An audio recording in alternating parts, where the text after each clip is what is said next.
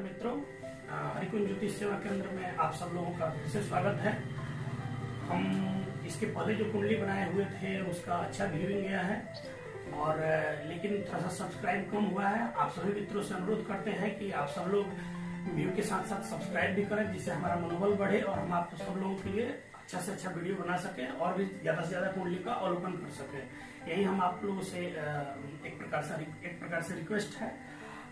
हम देखिए अभी यहाँ पर दूसरा एक वीडियो बनाए हैं। ये कनक लता बेहरा जी का है जो कि दिल्ली से हैं। ये इनका प्रश्न करियर से संबंधित लेकर है, लेकिन इनकी कुंडली में हम एक थोड़ा सा चीज देखे हैं जो अलग है। इनका भाग्य भाव का स्वामी गुरु जो है वह कर्क राशि में जाकर उच्च का हो गया। अब भाग्य क्या होता है इसके बारे में हम आप सब लोगों को थोड़ा सा बताना चाहते हैं। जैसे ऐसे होता है कि भाग्य का रोल शुरुआत जो है अपने विचारों से ही होता है, वो चाहे आपका प्रारब्ध कर्मों के अनुसार हो या इस जन्म के कर्म के अनुसार हो। कहीं ना कहीं आपका भाग्य का तो रोल आपके जीवन में होता ही है। आचार्य चाणक्य जैसे महान विद्वान कहते हैं कि अपने विचारों को वश में रखो क्योंकि यही तुम्हारी वाणी बनेगी, अपने वाणी को वश में रखो क्योंकि यही तुम्हारा कर्म बनेगा, अपने कर्म को वश में रखो क्योंकि यही तुम्हारी आदत बनेगी और अपने आदत को वश में रखो क्योंकि यही तुम्हारा चरित्र बनेगा और अपने चरित्र को वश में रखो क्योंकि यही तुम्हारा भाग्य बनेगा। और शास्त्र कहता है कि भाग्यम फलति सर्वज्ञम और न विद्या न पौरुषम। आइए इनके भाग्य का रोल हम देखते हैं। इनका भाग्य जो है वो भाग्येश जो है मीन राशि का बन रहा है और मीन राशि का स्वामी जो है जाकर लग्न में बैठा हुआ है उच्च के हो गया। कहना ही क्या है, जिसके भाग्य से ही इनके व्यक्तित्व में समाया हुआ है, अर्थात ये जो चाहेंगे जैसा चाहेंगे उस प्रकार से कार्य करेंगे और इनका भाग्य इनको साथ देगा। अब आगे हम चलते हैं, थोड़ा सा इनकी कुंडली का एक बार एक नजर देखते हैं। इनका डेट ऑफ बर्थ है 22 जुलाई 2002।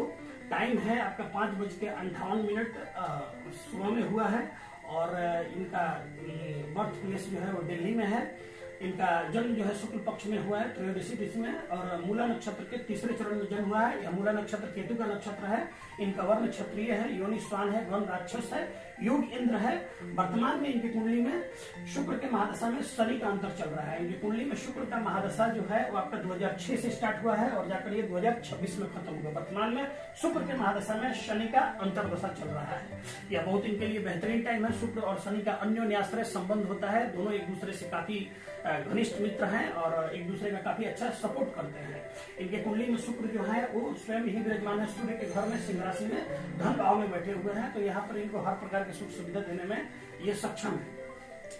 आगे इनका हम देखते हैं कि इनके लग्न में सूर्य मंगल हो रहे हैं, तो ये 4 ग्रह लग्न में ही बैठने की वजह से क्या होता है कि थोड़ा सा जैसे 4 ग्रह बैठते हैं तो ये प्रकार का ये मतलब अपने आप में ही एक महान राजयोग हो जाता है। यहाँ पर देखिए सूर्य और मंगल की युति जब आपस में होती है तो पराक्रम राजयोग का निर्माण कर देता है।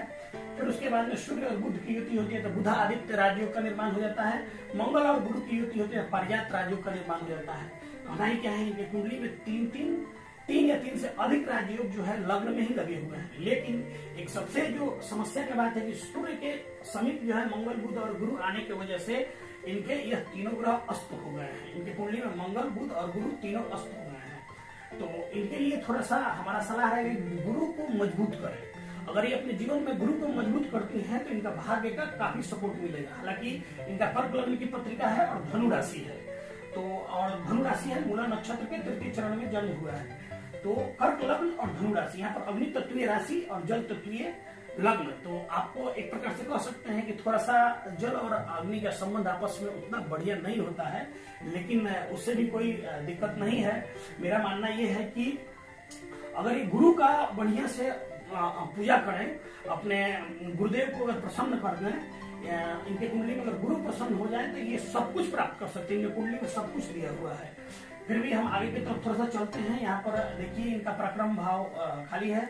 यहाँ क्या बोलते हैं सुख भूमि भवन वाहन का भाव जो है वो तुला राशि का बन रहा है। यहाँ पर ज्ञान भाव जो है वृश्चिक राशि का बन रहा है। केतु यहाँ पर बैठे हुए हैं। यहाँ पर जो है चंद्रमा धनु राशि में बैठे हुए हैं। मकर राशि कुंभ राशि और इनका भाग्य से और कर्मेश जो है थोड़ा सा ये इसमें ग्रह नहीं है, लेकिन उससे कोई चिंता करने की आवश्यकता है। किसी घर में ग्रह का नहीं होना कोई दिक्कत की बात नहीं है। उस ग्रह का स्वामी किस घर में बैठा है ये बहुत इंपॉर्टेंट है। जैसे यहाँ पर शुक्र भाव का स्वामी तुला राशि में बैठा हुआ है, शुक्र जाकर धन भाव में बैठा हुआ है, तो भूमि भवन वाहन घर इन सब चीजों का, यहाँ तक कि मित्र का भी सुख मिलने में इनको पूरा सहयोग मिलेगा, उसमें कोई कमी नहीं होगी।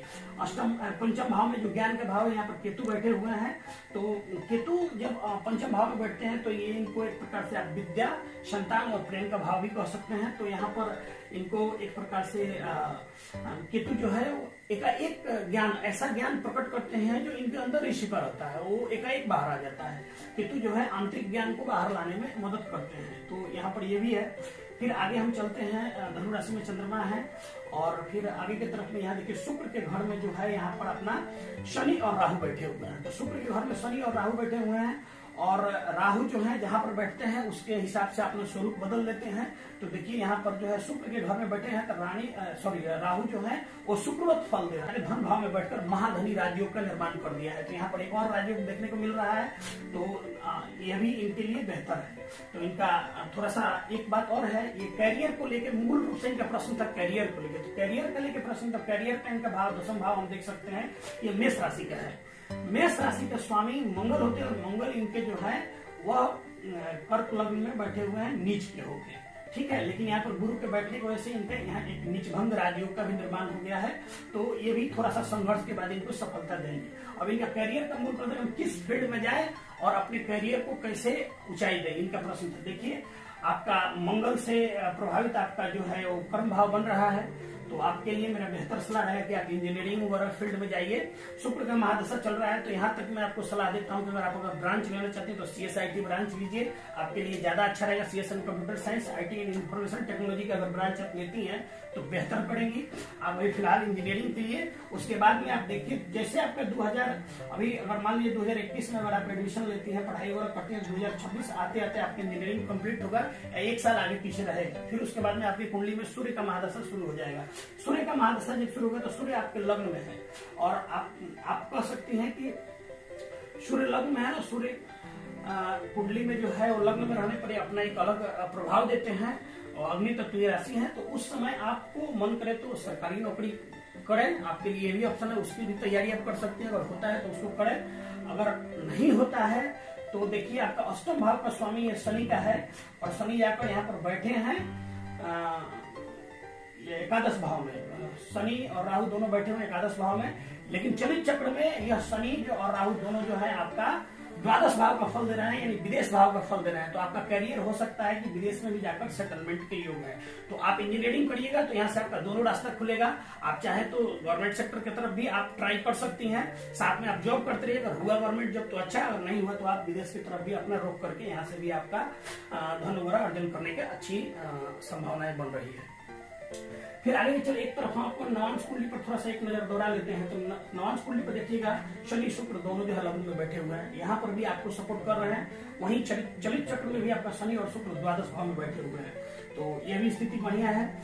और इस भाव का स्वामी देखिए यहाँ पर लग्न में आपका शनि और शुक्र, इस भाव का स्वामी बुध भी जाकर विदेश भाव में बैठ गए हैं सूर्य के साथ। यहाँ पर भी बुधा आदित्य राजयोग का निर्माण कर दिए हैं।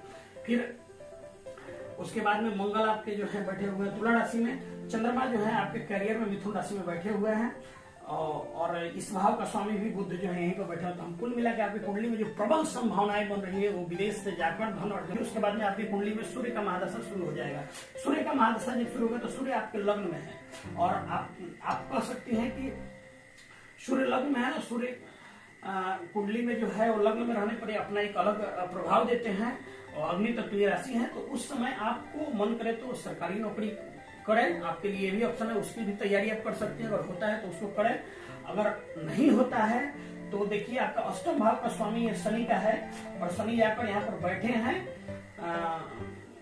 ये एकादश भाव में। शनि और राहु दोनों बैठे हुए एकादश भाव में, लेकिन चलित चक्र में यह शनि और राहु दोनों जो है आपका द्वादश भाव का फल दे रहे हैं, यानी विदेश भाव का फल दे रहे हैं। तो आपका कैरियर हो सकता है कि विदेश में भी जाकर सेटलमेंट के योग है। तो आप इंजीनियरिंग करिएगा तो यहाँ से आपका दोनों रास्ता खुलेगा। आप चाहे तो गवर्नमेंट सेक्टर की तरफ भी आप ट्राई कर सकती हैं, साथ में आप जॉब करते रहिए। अगर हुआ गवर्नमेंट जॉब तो अच्छा, अगर नहीं हुआ तो आप विदेश की तरफ भी अपना रोक करके यहाँ से भी आपका धन वगैरह अर्जन करने की अच्छी संभावनाएं बन रही है। फिर आगे चल एक तरफ हम आपको नवांश कुंडली पर थोड़ा सा एक नजर दौड़ा लेते हैं। तो नवांश कुंडली पर देखिएगा शनि शुक्र दोनों जो है लग्न में बैठे हुए हैं, यहाँ पर भी आपको सपोर्ट कर रहे हैं। वहीं चलित चक्र में भी आपका शनि और शुक्र द्वादश भाव में बैठे हुए हैं, तो यह भी स्थिति बढ़िया है।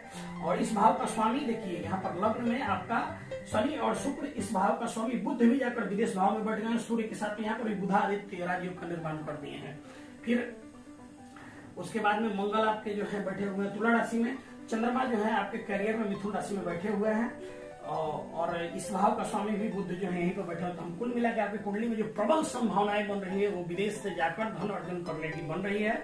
और मेरे लिए आपका बेहतर सलाह यही है कि आप अभी फिलहाल इंजीनियरिंग करें, उसके बाद में आफ्टर 4 साल बाद में आप अपने करियर का दोनों साइड जिधर जाना चाहते हैं उधर चुनाव करें, और यही आपके लिए सबसे बेहतर होगा।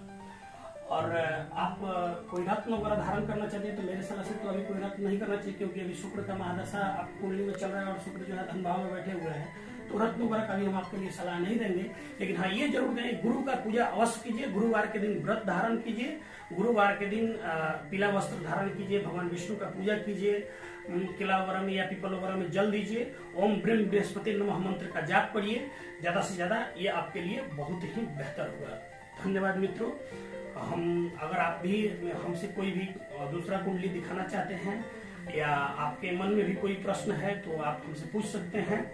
हम ये चाहते हैं कि आप जो है इस वीडियो को ज्यादा से ज्यादा आगे बढ़ाएं, आगे लोगों तक पहुंचाएं, और पहुंचाने के बाद में आपके मन में भी अपना कुंडली दिखाने का हो तो कमेंट बॉक्स में जाइए, वहां पर जाकर अपना जन्म दिनांक, जन्म का समय और जन्म स्थान